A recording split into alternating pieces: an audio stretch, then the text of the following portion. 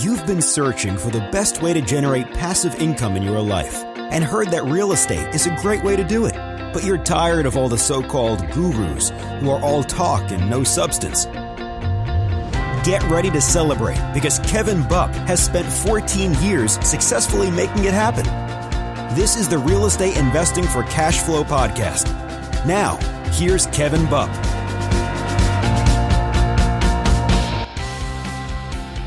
Hey guys, Kevin Bupp here, and I want to welcome you to another episode of the Real Estate Investing for Cashflow podcast, where our mission is to help you build and maintain massive amounts of cash flow through income-producing real estate investments. And our guest for this week's show is real estate investment expert Ray Mazzei. Now, Ray sits in the seat of managing director at Southern Waters Capital and focuses his time on sourcing and operating the firm's investment opportunities. Ray graduated from Florida State University with an MBA, a dual degree in economics and political science, and is a licensed attorney in the state of Florida. And so with that, guys, it's my honor to welcome Ray Mazzei to the show. Ray, how you doing, my friend? Good, Kevin. How are you? Thanks for having me.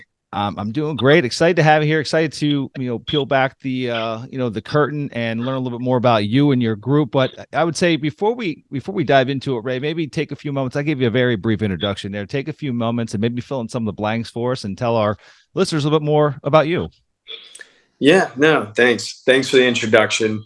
So a little bit about myself. So I always say I'm always a product of the people around me. I've been super lucky. So I actually have a pretty unique story. Moved out of my house when I was 14 and I had the pleasure of moving in with one of my best friends. It was through sports. So that was my first situation where somebody reached back to help pull me forward. So I got into a better situation, better high school, to be quite frank. And then from there, I actually ended up back up in Long Island, where my family is originally from. I was playing sports at a small school up there for about a year, and then transferred to Florida State, which was another great situation where my friends came and grabbed me from the airport and kind of brought me into the community, which is what I consider my true home. Honestly, Tallahassee is really where my heart is when it comes to just living in a place where there's nothing but great people and honestly a lot of good stuff to do with Florida State football up there and all that. So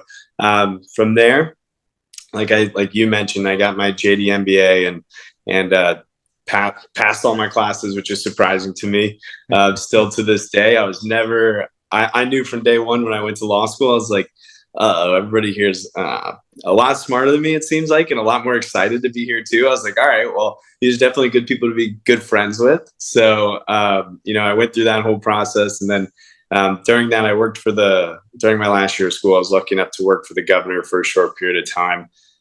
Honestly, once again, got that position because of a bunch of great people I knew put me in a good position to interview for it. So ended up becoming a gubernatorial fellow, and then met some great people in the governor's office and was an attorney for a year after that. I unfortunately lost my father pretty young. So I lost him in my last year of school when I was transitioning and studying for the bar. So I was like, let me find a gig that I know I can do while studying for the bar and not have to worry. So I was an attorney, which I found out is pretty much being the highest paid assistant in the room, which is cool in a certain sense because you get to solve a lot of problems for people. But at the end of the day, you've probably talked about this more than a lot of people out there. It's hard to scale your time. You know what I mean? Mm-hmm. You can't bill.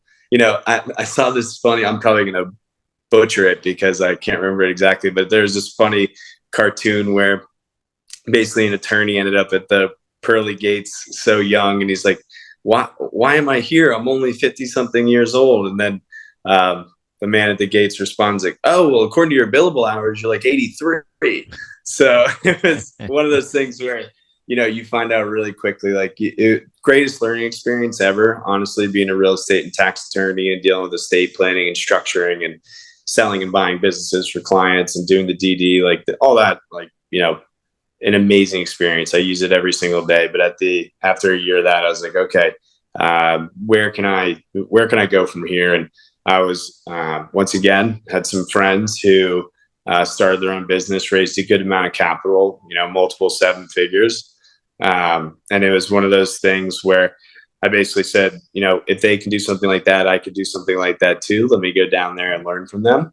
So I was employee number one for a company for about 18 months. Oh, well, for exactly 18 months. Then my equity vested.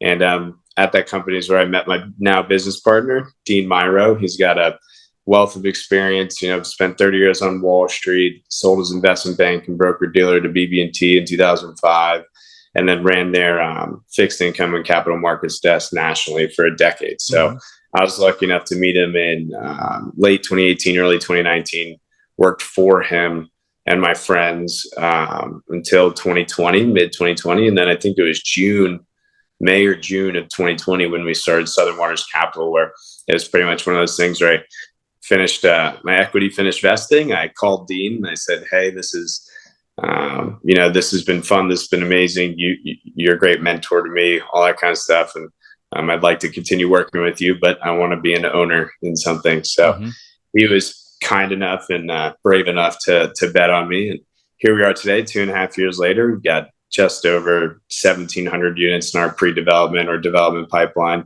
And we're running fast and it's been a really good time. So I'm a product of, a bunch of people always giving me a good opportunity and then me coming through on all the promises I made to them when that opportunity was presented. Yeah.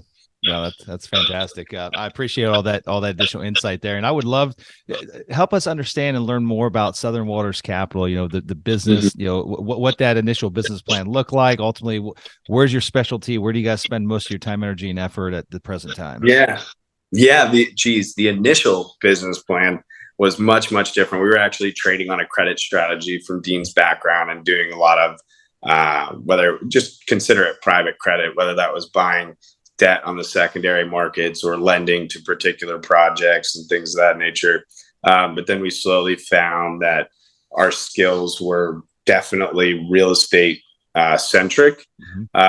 So with that being said, most of the credit work we were doing was based on real estate assets, but it was kind of pretty far removed. It wasn't, touching the actual project, the dirt itself, dealing with the teams that are doing it and having the ability to take advantage of good opportunities. So we went from kind of accredited investing and then moved pretty much completely into real estate development now. So Dean and I are both former attorneys.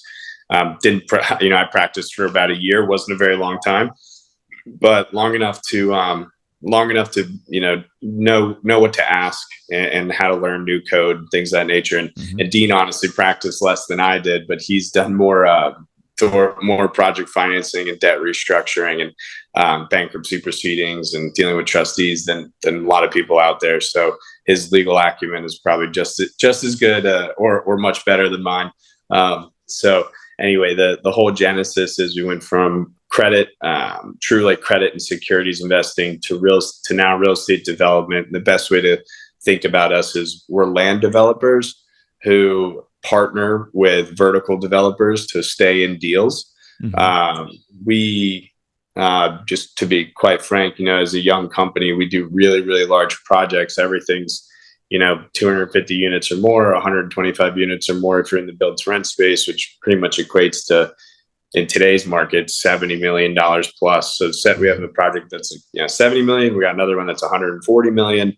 It's like 672 units. So when you go that big, I don't think a lot of people understand that no matter what, real estate, this may scare a lot of your people, but real estate development, it is a rich man's game or a rich woman's game.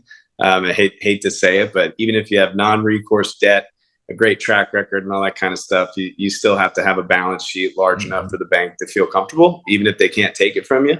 And second to that, you have to have liquidity at a certain level, usually 10 to 15% of the loan proceeds. And in a tough market like now, that's only going to go up. So at the end of the day, what I'm saying is I'm really good at what we do, or we're really good at what we do. We have a substantial amount of capital to pursue deals, buy land, entitle it. But when it comes time to sign for $100 million debt obligation, we still have to bring in really large partners. So, but it's been actually a great experience. And hopefully in the next, 5 or so years, we're the people being called by other smaller, young, up and coming developers. But we're land developers who partner to go vertical, and we focus on multifamily and build to rent.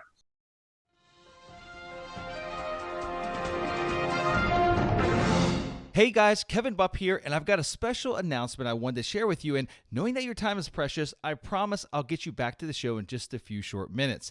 Now, as you are hopefully already well aware if you've been a listener for any period of time, my goal has always been to provide you with as much value as possible through my two podcasts, Real Estate Investing for Cashflow and the Mobile Home Park Investing Podcast.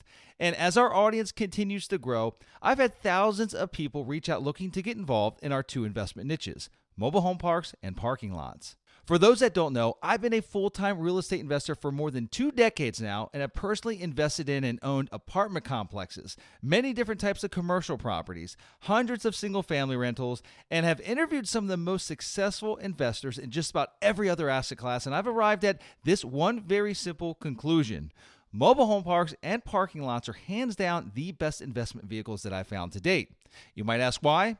Well, they provide investors with the best risk-adjusted returns out of any real estate sector that I've seen. Investing in real estate can get complicated, and I really want to simplify that process for you. If you're someone who wants to diversify away from the uncertainty of Wall Street and allocate a percentage of your investments to real estate, but don't have the time nor the inclination to personally locate good deals yourself, then our team will do it for you. At Sunrise Capital Investors, our team specializes in the acquisition and management of undervalued and highly profitable mobile home parks and parking lots. And we are now providing accredited investors with an opportunity to participate directly alongside our team in our up-and-coming deals. And let me say this, we are hands down the best in our space at sourcing highly profitable off-market deals. That's what really makes us unique in this niche and as investment managers. As stewards of your capital, we are truly aligned with our investors. We've structured our investment fund so that we as a company are incentivized in the same way that the investor is, which is through the performance of the investment itself. In addition, we want to make sure that we not only make money for our investors, but that they understand how it's being made. That's why we provide our accredited partners with a private monthly podcast that walks them through detailed updates on how their investment is performing. And we're very transparent, providing you with the good, the bad, and the ugly at times.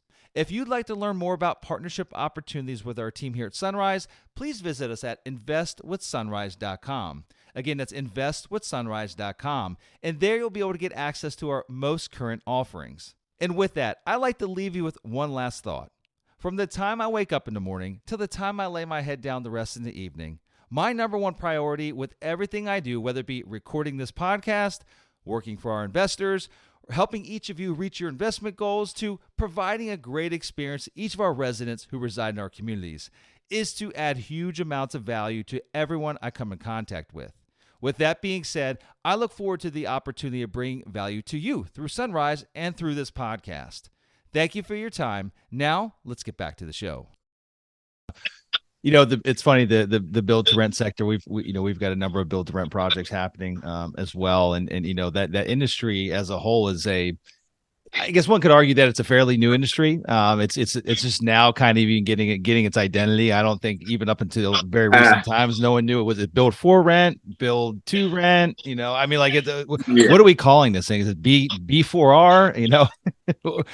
Yeah, well, I'll tell you. I think I know what you're getting at, and it's definitely existed before. And what I'm a pretty cynical guy and a realist and a pragmatist. All that's happened is Wall Street has slapped a label on it so they can reduce the cap rate by 50 basis points, and they could create a bucket of capital inside their massive funds to properly allocate their capital. And I just know that from Dean's background and from our conversations. It's existed for a long time, both from big institutions and from the mom and pops who have been crushing it from day one. But yeah, one thing I didn't mention is we did actually get our start in manufactured housing. Interesting. So I started out basically because nobody would trust a young person to do a massive build, but a young guy can definitely build a parking lot, which is essentially what a manufactured housing community is. Not to reduce it, but at the end of the day, you're putting in pads, you're putting in an amenity package, and you're doing the entitlements behind that. So, that was my first, singular project. We did a development of manufactured housing. And before that, I had done real estate transactions like P3s and gotten land for free and stuff like that. It's my background working in government and everything. So, yeah, no, manufactured housing has a great place in my heart. But it's one of those things when you look at the developer fee, you're like, wait a second, there's not a lot of hard costs here. And Sure, I'd much 4% of a parking lot's a lot less than 4% of a high rise. So, that's kind of how I was like, let me see if I can go into some bigger assets in regard to total capitalization. Yep. Yep. No, that all makes sense. No, I'd love to, I'd love to maybe, focus a little bit of this conversation on the build to rent sector. And, just from your perspective, I know all the reasons why I love the asset class, all the reasons that's really, driving the demand for it. But I would love, from your perspective, what is it that you guys like about the BTR space?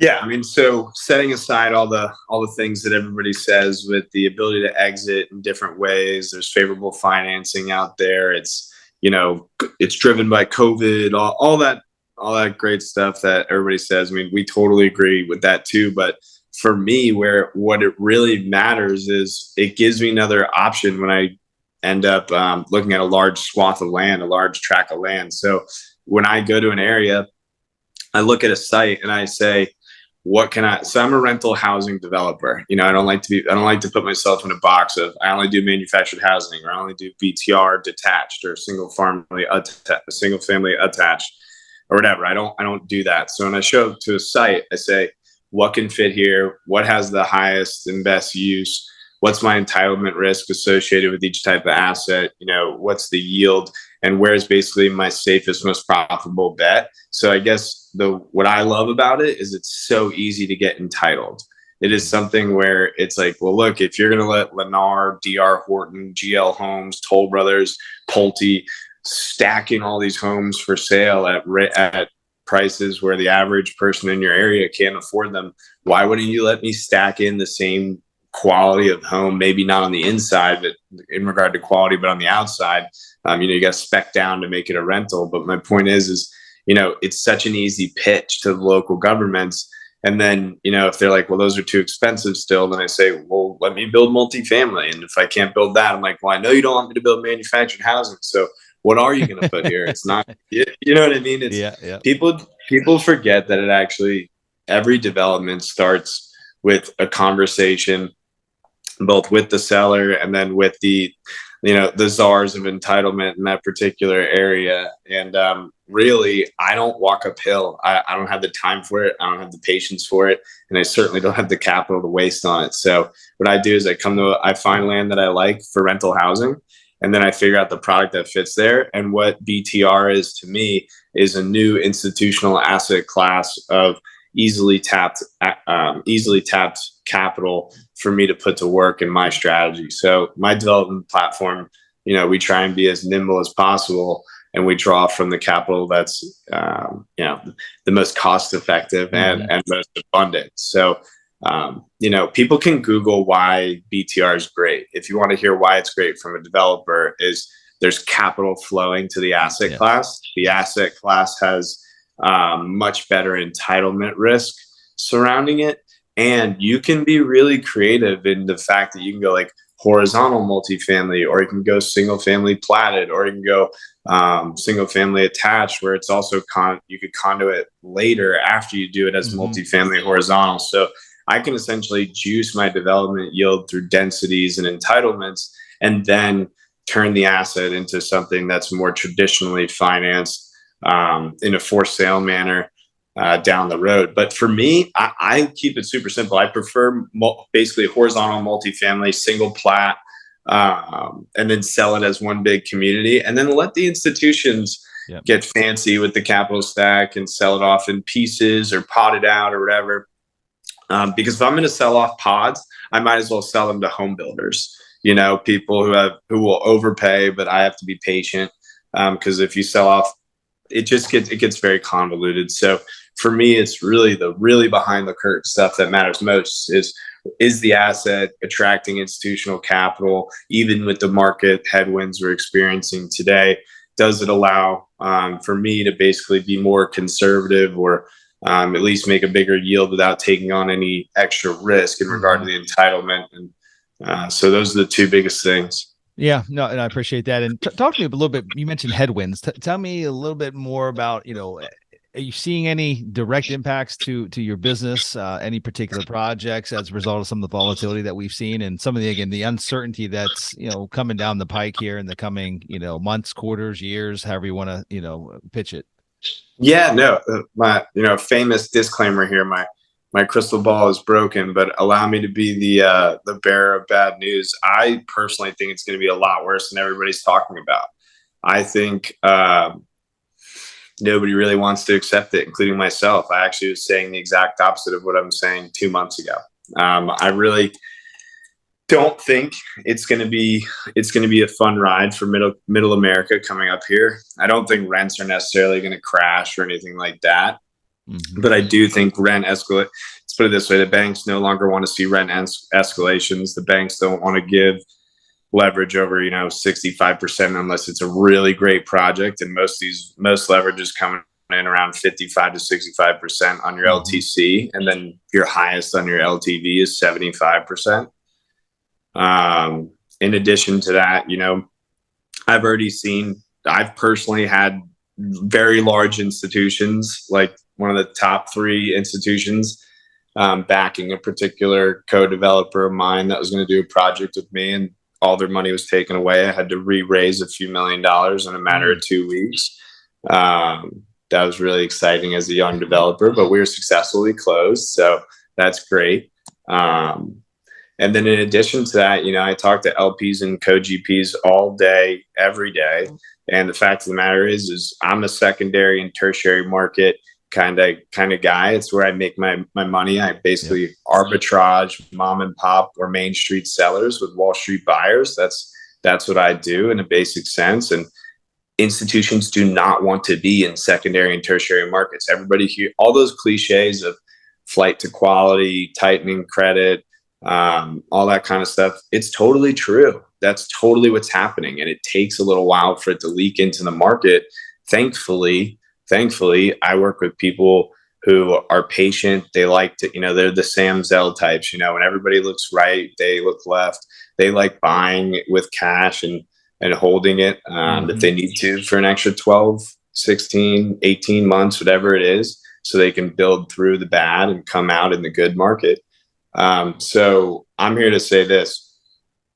If you are in the middle, I've already heard and seen people's institutions selling their LP interests at a discount. If you're coming into this market in the next 2 years and you have to refi, or sell, it's going to be way different than you pro forma'd 6 to 8 months ago. Yep.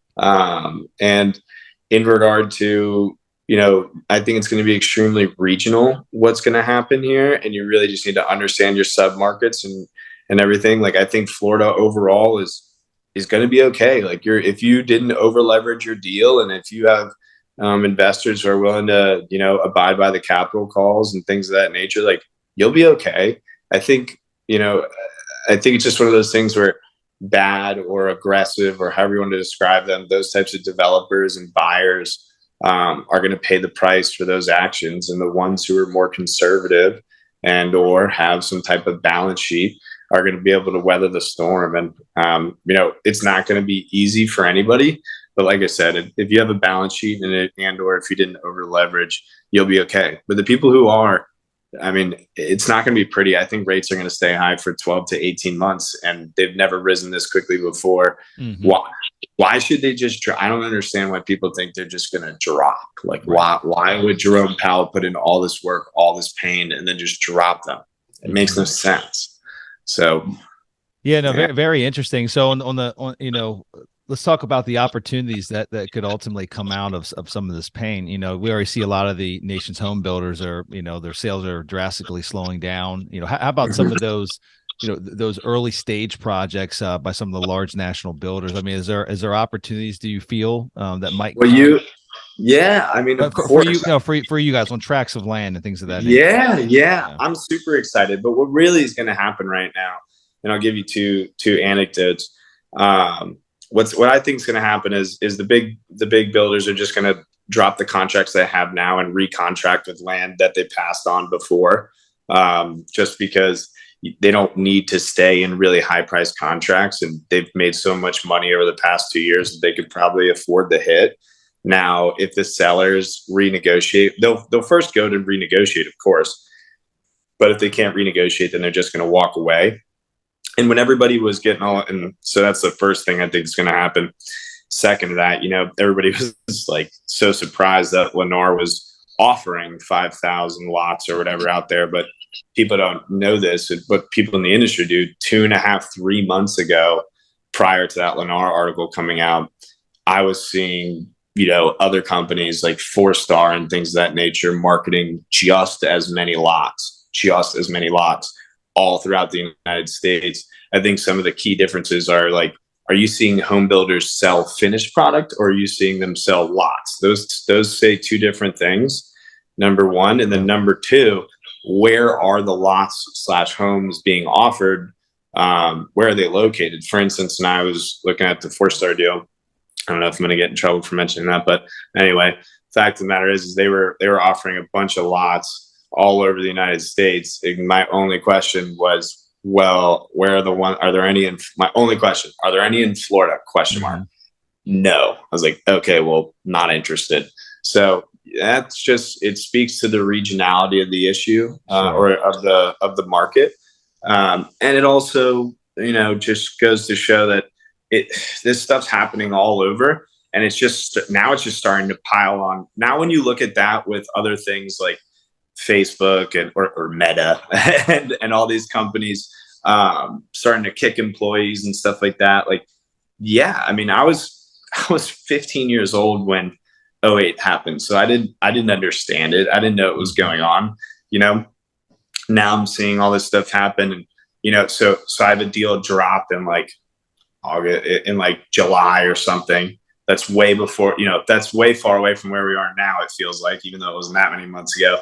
That happens to me in July. I was like, ooh, that was crazy. And then a little bit later, I start seeing like a bunch of big builders selling lots. And then I'm like in Southwest Florida, and people are looking to kick a lot of assets. I'm like, wow, this is really weird. But what really kept me optimistic for so long is like sellers were staying strong on pricing, and seemingly buyers were obliging and capitulating to their pricing. So I was like, okay, well, there's people kicking stuff, but people are picking it up, and they're not really taking a huge hit for offloading assets so quickly. And now it's slowly getting to the point where it's like, oh no, that might have just been the not as intelligent money, and or people whose money was really free, and or people who needed to allocate dollars in order to collect fees on them. I don't know what the situation is, but reasons, right? Yeah. So whatever it was that was keeping all these prices elevated, I think that's kind of pulled back a little bit. And now we're at the point to where, I say buyers are in tomorrow, sellers are in yesterday, and like the brokers just trying to bring everybody together. So I'm in the long, the short of the long is that like there's going to be great opportunities out there. I think a great price today on dirt is an okay price in 6 to 12 months. Mm-hmm. So I'd rather just sit around and be patient, especially when I have a full pipeline that's, not the easiest to capitalize in a market like we're in today. Yeah.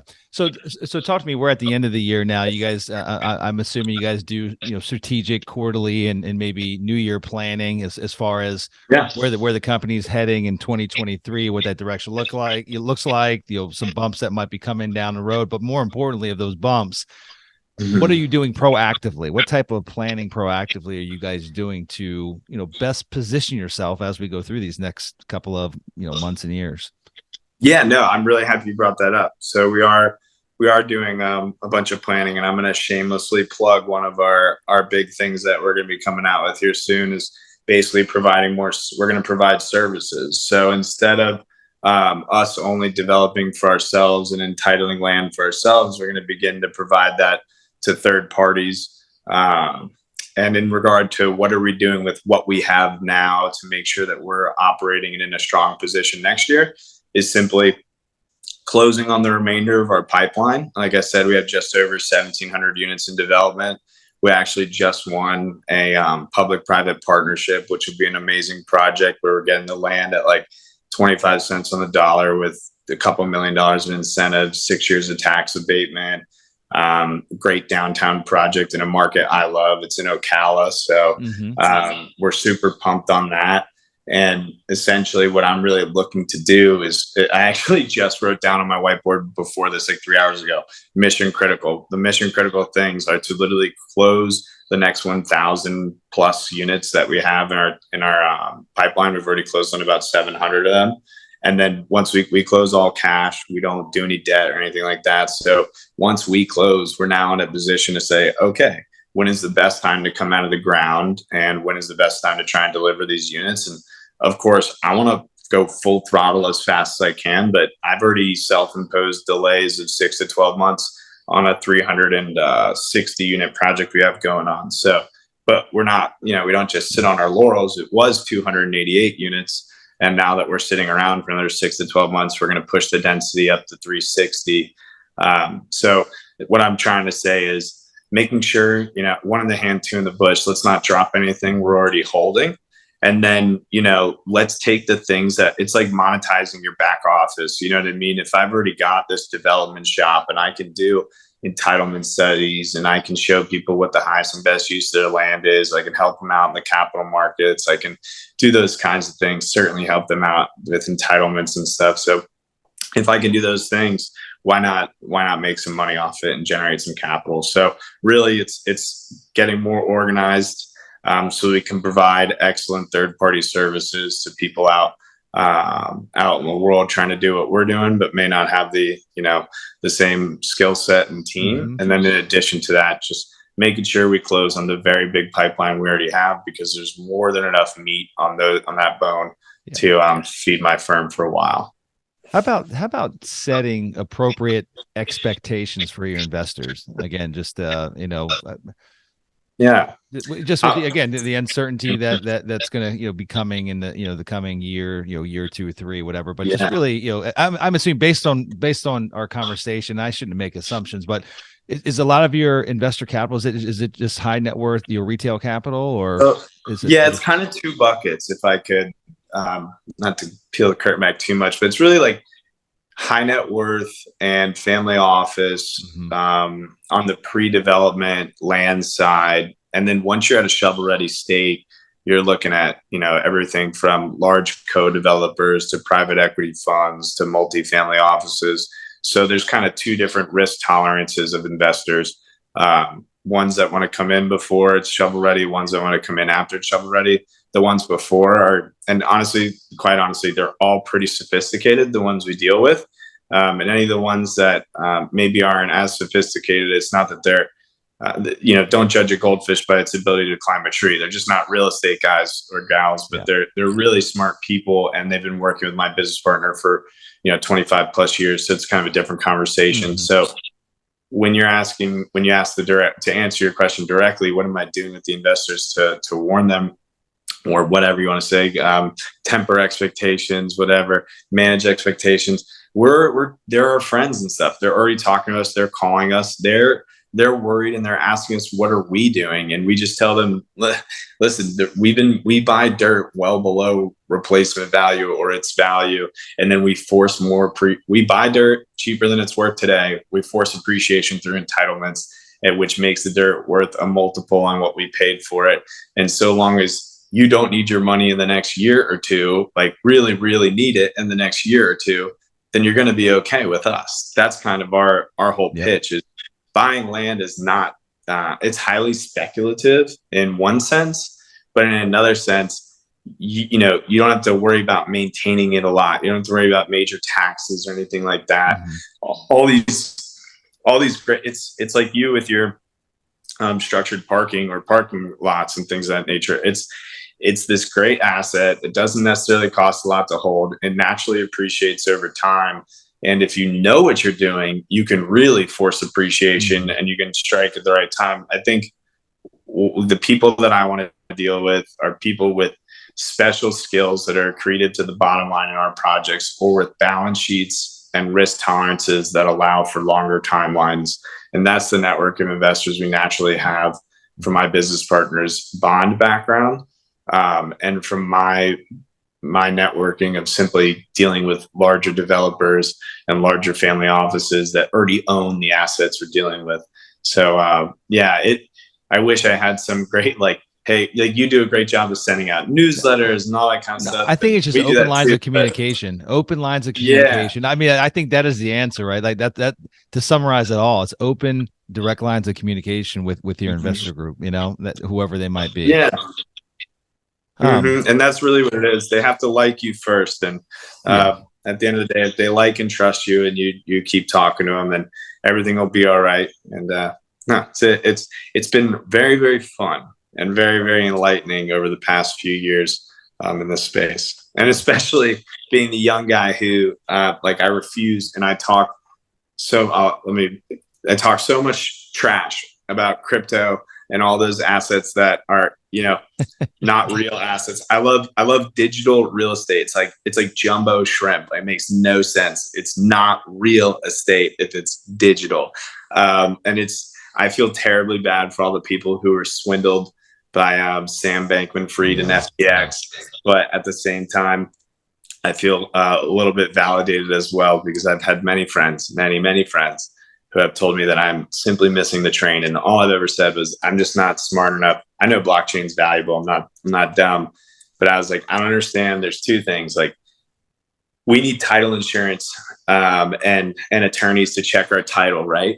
Even if you can't read a blockchain, how are you supposed to do a transaction? You're just supposed to trust that it was verified appropriately. Like, if I can't read the code, I can't check the title. I was like, I want to be the blockchain. That's a great title question. insurance. Yeah, I want to be the block. Yeah, I want to. I'd love to know the answer from someone that argues that your real estate closings can happen on. What the answer is?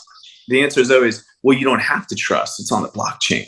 I'm like, oh, of course, of course. It's a great circular argument. But anyway, there's that, and then here's the second, far more important thing. The only power that we've all learned how powerful Jerome Powell is, right? The only power the government really has is its control of currency. And I don't understand, if we won't let China and Russia change the way we do international transactions backed by the US dollar, then what makes people think that the US government's just going to allow essentially a foreign currency, whether it's from a domestic actor or not, essentially a foreign currency, float around and be backing assets? It makes no sense. Like, as an attorney, like, I was one of the worst law school students out there. That makes no sense to me, how people think that the government is going to let a foreign currency float through our system. And then the other anecdote I mentioned earlier is, no, you're just supposed to trust it. No, just trust me. I'm like, dude, that is just get out of my office. Yeah, my argument is like, I literally just, I'm just not smart enough. I feel, in order to have full trust in crypto and understand the different currencies and make a sound decision. So I never bought any Occam's Bitcoin. I never bought anything, and I'm not saying it's the right or wrong thing. It's just, I'm not smart enough. It just doesn't make sense to me. And I get real estate, understand it. It's simple in nature, and I mean, it's usually the simplest answer is usually the true answer. And at the end of the day, look, like you just said, I'm totally not smart enough. I'm sure there's people who will be ripping their hair out, calling us stupid, and you'll get some great reactions out of this conversation. But at the end of the day, all I know is I can go grab my dirt. Nobody can take it from me. I have real property rights, and there's a bunch of case law, and we at least know its inherent intrinsic value and its finite nature. No one can just pump and dump coins into the system. I mean, it's the penny stock world recreated. I mean, these initial coin offerings, like, oh my God, let's not dive down the rabbit hole too much, but dear God, how did it even get to this point? I mean, geez. So there was a lot of people that made a ton of money, and obviously a lot of people that lost a lot of money as well, the media is great at highlighting the very few who were lucky. I mean, Pete, there's tons of rich people from the tulip craze as well. But it's gross. But at the end of the day, I think we're going to learn a bunch from it. And I think this will be the turning point in that industry, or it has to be the turning point in that industry in regard to regulation. And who knows what's next? I certainly don't, but I know this. I'm not buying Bitcoin until sovereign wealth funds buy it and pension funds buy it, and then I can read their white papers on it. There you go. I love that. Well, Ray, man, it's been a lot of fun having you here. I really appreciate you coming on and sharing all your insights. For those that want to learn more about you and your team and the different projects you guys have working, where's the best place to learn more or get in contact with you? Yeah. So it may sound crazy, but people always ask me for my phone number. If they just click that contact link on my LinkedIn, that's, believe it or not, my cell phone number and my real email. And wow. It's 2020. Yeah, it's 2022. So if you abuse it, I'll just block you, and that's it. So I love meeting people, and I always say, until I'm like a billionaire, that's when I'll take my phone number off the internet. But until then, you can just go on LinkedIn and look for me, or they can go to southernwaterscapital.com, and my phone number is there too. So, all righty, good deal. Ray, appreciate you joining us, my friend. It was a lot of fun having you. No, pleasure's mine, Kevin. Thank you. All right, guys, that's all we have for this week's show. So until we meet again next week, this is your host, Kevin Bupp, wishing you huge success. Take care.